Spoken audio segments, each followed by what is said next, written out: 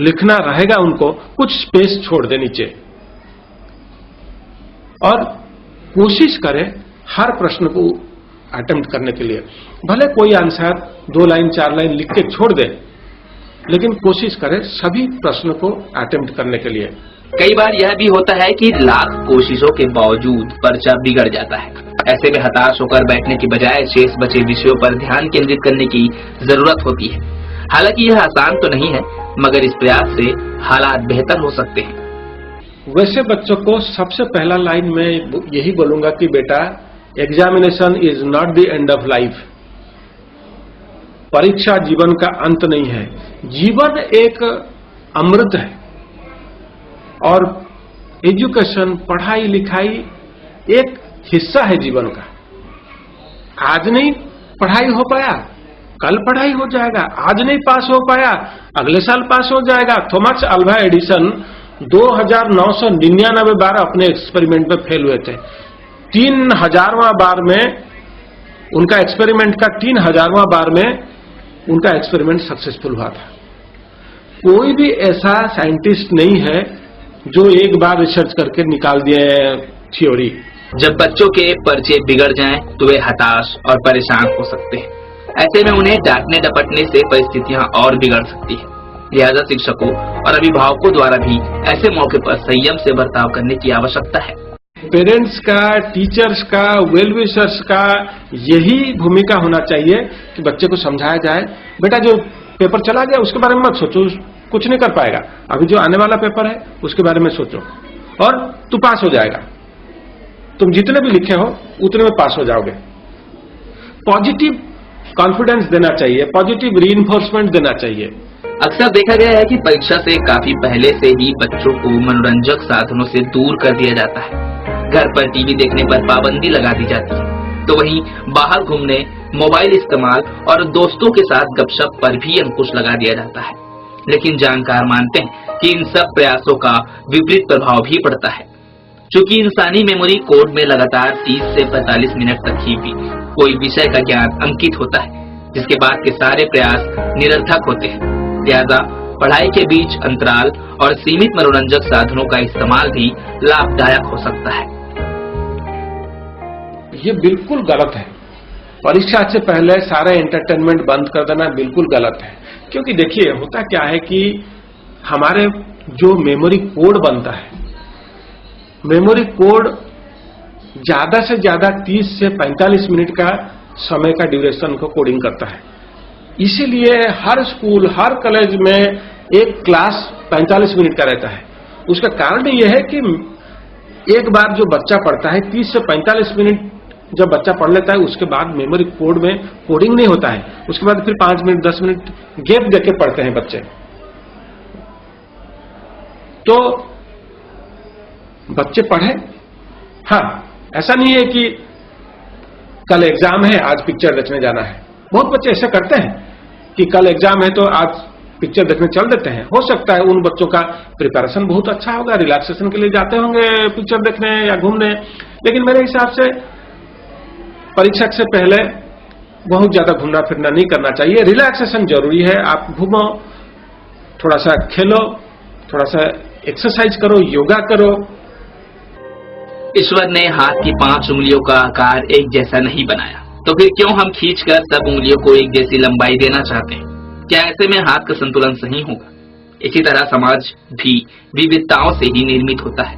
कोई भी 2 विद्यार्थियों के बीच तुलना अनुचित है। लिहाजा बच्चों की क्षमता समझकर ही उनसे अपेक्षाएं की जानी चाहिए, ताकि बच्चा तनाव रहित होकर परीक्षा में अपनी संपूर्ण योग्यता का प्रदर्शन कर सके। मैं सबसे पहले चीज यही बोला, किसी भी बच्चा को एग्जाम में, परीक्षा में तनाव होता है इसलिए कि उनके पेरेंट्स का एक्सपेक्टेशन बहुत ज्यादा रहता है, टीचर्स की एक्सपेक्टेशन बहुत ज्यादा रहता है, सोसाइटी से, समाज से एक्सपेक्टेशन बहुत ज्यादा रहता है। और बच्चा जब दूसरे बच्चों को देखता है, उसी के क्लास का, उसी के सीनियर क्लास का बच्चे को जब देखता है, कोई इंजीनियरिंग पा गया है, कोई मेडिकल पा गया है, तो वो एक अपने मन के अंदर एक द्वंद्व क्रिएट कर लेता है कि मुझे भी इंजीनियरिंग पढ़ना है, मुझे भी मेडिकल पढ़ना है। तो ये जो एक्सपेक्टेशन है, ये जो कंपटीशन का बहुत ज्यादा एक तीव्र भाव है, वो नहीं होना चाहिए। आप compete करो, आप एग्जामिनेशन दो, लेकिन जितना आप अपने एबिलिटी में कर सकते हो उतना करो। कई बार परीक्षा से पहले और कुछ बार तो परीक्षा हॉल में भी परीक्षार्थी महसूस करता है कि उसे विचार बिल्कुल शून्य हो गए हैं। दिमाग के ब्लैंक हो जाने से जाहिर है हालात बदतर हो सकते हैं। ऐसे में मनोचिकित्सक की सलाह की जरूरत पड़ सकती है, मगर याद रखिए कि मनोचिकित्सा का प्रभाव तत्काल संभव नहीं है, इसलिए कुछ वैकल्पिक उपायों को आजमा कर इन परिस्थितियों से छुटकारा संभव है। मैं सबसे पहले चीज यही बोला, किसी भी बच्चा को एग्जाम में, परीक्षा में तनाव होता है इसलिए कि उनके पेरेंट्स का एक्सपेक्टेशन बहुत ज्यादा रहता है, टीचर्स की एक्सपेक्टेशन बहुत ज्यादा रहता है, सोसाइटी से, समाज से एक्सपेक्टेशन बहुत ज्यादा रहता है। और बच्चा जब दूसरे बच्चों को देखता है, उसी के क्लास का, उसी के सीनियर क्लास का बच्चे को जब देखता है, कोई इंजीनियरिंग पा गया है, कोई मेडिकल पा गया है, तो वो एक अपने मन के अंदर एक द्वंद्व क्रिएट कर लेता है कि मुझे भी इंजीनियरिंग पढ़ना है, मुझे भी मेडिकल पढ़ना है। तो ये जो एक्सपेक्टेशन है, ये जो कंपटीशन का बहुत ज्यादा एक तीव्र भाव है, वो नहीं होना चाहिए। आप compete करो, आप एग्जामिनेशन दो, लेकिन जितना आप अपने एबिलिटी में कर सकते हो उतना करो। यह परीक्षा एक कक्षा की परीक्षा है, न कि जीवन का। यह बात समझने की जरूरत है। इसलिए परीक्षा को जीवन मृत्यु का विषय बनाना समझदारी नहीं है। नहीं, परीक्षा से एकदम पहले बच्चा को साइकियाट्रिस्ट के पास लेके जाने की कोई जरूरत नहीं है, क्योंकि उसमें हो सकता है बच्चा ये सोचे कि उनको साइकियाट्रिस्ट के पास क्यों लेके जा रहे हैं, उनका कोई दिमाग की तकलीफ तो नहीं है, क्यों उनको साइकियाट्रिस्ट के पास लेके जा रहे हैं। हाँ, जरूर उनको समझाया जाए कि बेटा तुम अगर ज्यादा तनाव में हो, कोई काउंसलर के पास जाते हैं, या तुमको साइकियाट्रिस्ट के पास लेके जा रहे हैं काउंसलिंग देने के लिए। लेकिन अगर बच्चा नहीं चाहता है परीक्षा से ठीक पहले काउंसलर के पास जाने के लिए, साइकियाट्रिस्ट के पास जाने के लिए, काउंसलिंग के लिए, ना लिया जाए उनको काउंसलिंग के लिए, ज्यादा बेहतर होगा। मुमकिन है लाख कोशिशों के बावजूद सफलता ना मिले। ऐसी परिस्थिति हताशा पैदा कर सकती है, लेकिन ऐसे में अभिभावकों की भूमिका और भी महत्वपूर्ण हो उठती है। बच्चों को भी समझना होगा कि अभी संभावनाएं खत्म नहीं हुई है, लिहाजा आत्मघाती कदम उठाने की बजाय गलतियों से सबक लेकर नए सिरे से तैयारी की जाए तो फिर भविष्य में सफलता मुमकिन है। एक्सपेक्टेशन सबसे पहले हमारा एक बहुत बड़ा गलतफहमी रहता है कि परीक्षा के समय में हम समझाएं, ये हमारा गलतफहमी है। और ये चीज सही भी नहीं है कि सिर्फ परीक्षा के समय में बच्चों को समझाएं कि बेटा ज्यादा टेंशन नहीं लेना, ज्यादा तनाव मत रखना। ये चीज को शुरू से बच्चे को समझाना चाहिए। ठीक है बेटा, आप जितना पढ़ सकते हो उतना पढ़ो, आप कोशिश करो और अच्छा पढ़ने के लिए, आप कोशिश करो और अच्छा पढ़ने के लिए। लेकिन जब बच्चा परीक्षा के आसपास आ जाता है, उस समय आप बच्चे को समझाएंगे तो ठीक है, लेकिन ज्यादा कोई फायदामंद नहीं है। तो इसलिए बच्चों को शुरू से ट्रेन करना चाहिए कि एग्जाम को सोच के अपने एबिलिटी के हिसाब से ले। हर क्षेत्र में खुद को बेहतर साबित करने के दबाव में जीवन बिखर रहा है। परीक्षा भी उसका एक हिस्सा बन चुका है। लेकिन याद रखिए, जब तक सांस है परीक्षाएं खत्म नहीं होने वाली। चुनौतियां हर क्षेत्र में हमेशा मौजूद रहेंगी। लिहाजा सबको यह सीखना होगा कि कठिन परीक्षा की घड़ी में से भी किस तरह विजेता बनकर निकला जा सकता है। बच्चों को बोलूंगा परीक्षा के दौरान कि आप अपनी श्रेष्ठता से तैयारी करें, आपकी तैयारी को दूसरों से तुलना ना करें, आप अपनी खूबी और कमियों को जानने के लिए प्रयास करें। कितना तनाव आप सह सकते हो उसी हिसाब से आप अपना पढ़ाई करें। परीक्षा के दौर में अभिभावक बच्चों के सहयोगी बने, तनाव की जगह यह माहौल पैदा करें कि इस चुनौती का हम सब मिलकर सामना करेंगे और निदान निकल आएगा। तो फिर परीक्षा का कैसा डर? जहाँ डर नहीं है वहाँ समझदारी और नए फैसलों की जगह अपने आप बन जाती है। तो फिर कमर कस ले और जुट जाए इस परीक्षा के लिए। बनाए दिमाग को धारदार, ताकि आकाश को भी अपनी मुट्ठी में कैद किया जा सके। सिटी न्यूज के लिए प्रवीर भट्टाचार्य की रिपोर्ट।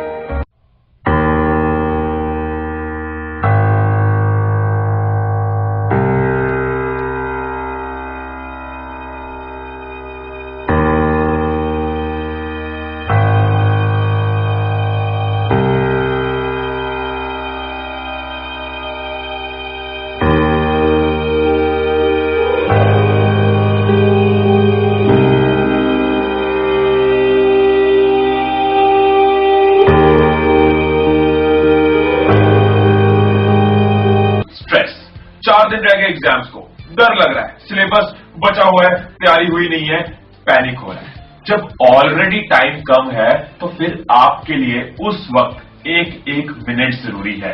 सिंपली अपने वरी टाइम को स्टडी टाइम में कन्वर्ट करो। डर डर के आप अपना टाइम वेस्ट कर रहे हो। टाइम वेस्ट कर रहे हो मतलब अपनी तैयारी, अपनी प्रिपरेशन और कम कर रहे हो, विच मीन्स अपने डर को और बढ़ा रहे हो। सो अपने वरी टाइम को स्टडी टाइम में कन्वर्ट करो, which means better preparation, better तैयारी, उससे आपका डर और कम होगा। सो जब भी एग्जाम्स का पैनिक हो, जब भी एग्जाम से डर लगे, एक लाइन अपने आप को याद कराओ, I have to convert my worry time into study time. इसके अलावा स्टूडेंट लाइफ में कई ऐसी बातें होती है जो हमें इमोशनली डिस्टर्ब कर जाती हैं और उस स्ट्रेस की वजह से भी हमारी कंसंट्रेशन नहीं बन पाती।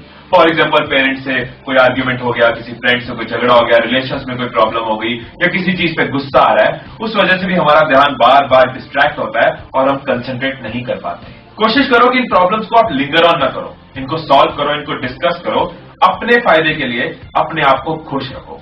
किसी से झगड़ा हो गया है, किसी से प्रॉब्लम हो गई है, किसी ने कुछ कह दिया है, तो 2 लाइन्स याद करो और वापस अपनी पढ़ाई में कंसंट्रेट करो। 2 लाइन्स अपने आप को बोलो, जिंदगी को मैंने कुछ इस कदर आसान कर दिया, किसी से माफी मांग ली, किसी को माफ कर दिया।